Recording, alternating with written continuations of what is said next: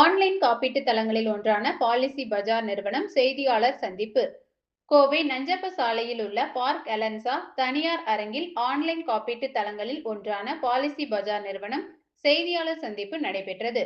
இச்செய்தியாளர் சந்திப்பிற்கு பாலிசி பஜாரின் ஆயுள் காப்பீட்டின் செயல்பாட்டு தலைவர் டேவிட் ஆஸ்கார் தலைமை தாங்கினார்.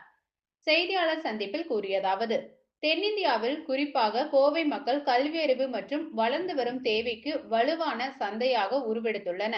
குழந்தைகளின் கல்வி மற்றும் ஓய்வு போன்ற லைஃப் ஸ்டைலுக்கான நிதி திட்டமிடல் குறித்து வாடிக்கையாளர்கள் அதிக அளவில் விழிப்புணர்வு பெற்று வருகின்றனர். மேலும் பகுதியில் பாலிசி பஜார் இருப்பு நுகர்வோர் எதிர்பார்ப்புகளை நேருக்கு நேர் நிவர்த்தி செய்வதிலும் முழுமையாக சேவையாற்றுவதிலும் முக்கிய பங்கு எல்லோருக்கும் வகிக்கும் வணக்கம். என் என்று பேர் கூறினர். டேவிட். நான் பாலிசி பஜாரில் சேல்ஸ் ஹெட்டாக இருக்கேன் ஃபார் லைஃப் இன்சூரன்ஸ். அண்ட் நான் இங்கே ஒரு 8 வருஷமாக வேலை பார்த்துட்டு இருக்கேன்.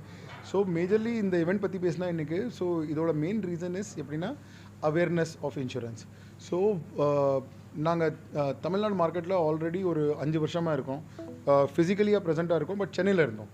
ஸோ இப்போ ஒரு 3 மாதமாக கோயம்புத்தூரில் ஆஃபீஸ் ஓப்பன் பண்ணியிருக்கோம். அண்ட் கோயம்புத்தூர் மேஜர்லி இந்த ரீஜன் பார்த்தீங்கன்னா கொங்கு பெல்ட் ரீஜன். இதோட customer awareness about health insurance, term insurance, motor insurance and லைஃப்பில் சேவிங்ஸ் சொல்லுவாங்க அதை.